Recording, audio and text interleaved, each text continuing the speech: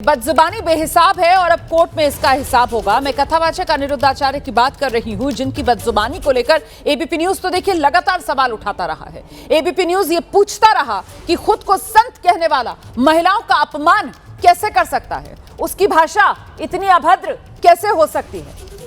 अनिरुद्ध आचार्य की बदजुबानी के हिसाब की अब बारी आ गई है। कथावाचक अनिरुद्ध आचार्य की मुश्किलें बढ़ती हुई नजर आ रही हैं, क्योंकि उनके खिलाफ कोर्ट केस दर्ज करने का आदेश जारी हुआ है और ये जो आदेश है वो मथुरा की अदालत ने जारी किया है। अक्टूबर में महिलाओं पर अभद्र टिप्पणी की थी अनिरुद्ध आचार्य ने। उसी मामले में अनिरुद्ध आचार्य फंसते हुए नजर आ रहे हैं। कथावाचक अनिरुद्ध आचार्य की मुश्किलें कानूनी तौर पर बढ़ गई हैं। अनिरुद्ध आचार्य पर सीजेएम न्यायालय में दर्ज याचिका पर कोर्ट ने केस दर्ज करने के आदेश जारी कर दिए हैं। इस केस में 1 जनवरी को अब सुनवाई होगी। याचिकाकर्ता का बयान दर्ज होगा। दरअसल अक्टूबर में कथावाचक अनिरुद्ध आचार्य का एक वीडियो सोशल मीडिया पर जमकर वायरल हुआ था। इसमें उन्होंने बेटियों पर टिप्पणी की थी और कहा था कि आजकल बेटियों की शादी 25 साल में होती है। और दूसरी तरफ अनिरुद्ध आचार्य अपने खिलाफ किए गए केस का जवाब देने की तैयारी में लगे हैं। वकीलों के साथ उनका मंथन भी चल रहा है। तो महिलाओं का अपमान, फंस गए अनिरुद्ध आचार्य। कोर्ट में जवाब देंगे अनिरुद्ध आचार्य। ये एक तरफ तस्वीर अनिरुद्ध आचार्य की देख रहे हैं आप, दूसरी तरफ वो सीजेएम कोर्ट का आदेश आप देख रहे हैं, जिसमें अदालत ने परिवाद स्वीकार करते हुए जो याचिकाकर्ता है उसका बयान दर्ज करने के लिए 1 जनवरी की तारीख मुकर्रर की है।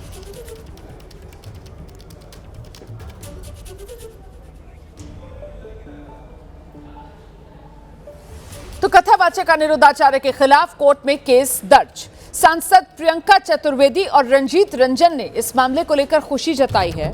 प्रियंका चतुर्वेदी कह रही है, मैं खुश हूं कि कोर्ट ने केस का आदेश दे दिया है।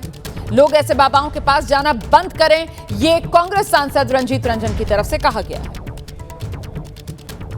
तो कथावाचक अनिरुद्ध आचार्य पर अदालत के आदेश के बाद राजनीतिक गलियारों से बयान आ रहे हैं, प्रतिक्रियाएं आ रही हैं। खासकर जो महिला सांसद हैं, उन्होंने बाबा पर जो एक्शन अदालत की तरफ से लिया गया है अभी तक, हालांकि ये पहला पड़ाव ही कहा जाएगा, उसको लेकर खुशी जताई है।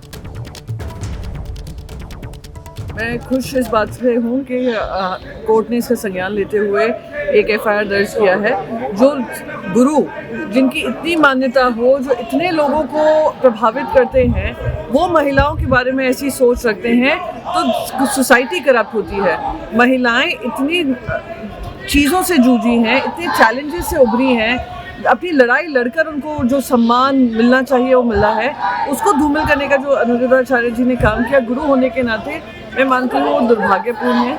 और अगर एफआईआर दर्ज किया है वो अपनी गलती मानेंगे, गलती सुधारेंगे, यही अपेक्षा है। इसके मथुरा का एक बाबा है अनिरुद्ध आचार्य, उसके ऊपर एफआईआर दर्ज करने का आदेश कोर्ट ने दिया है।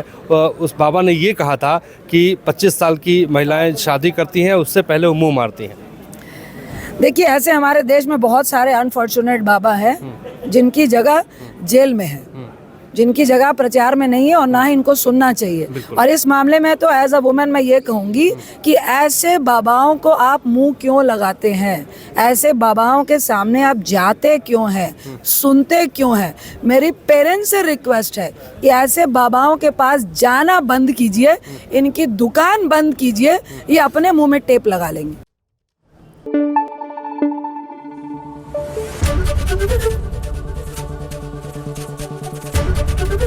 एबीपी न्यूज आपको रखे आगे।